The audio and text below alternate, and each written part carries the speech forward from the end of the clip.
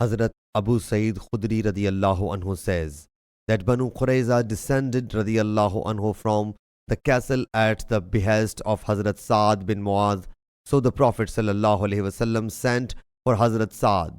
He came riding an ass, and when he reached near the mosque, he sallallahu alaihi wasallam said to the helpers, "Get up in the honor of your chief, or the best amongst you."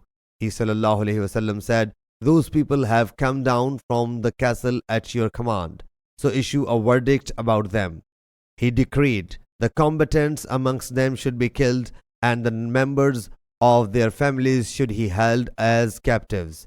He sallallahu alaihi wasallam said, "You have judged in accordance with the decree of Allah Jalla Jalaluhu."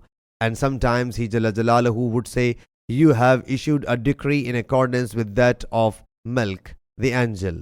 Sahih Bukhari, Hadith number 4121.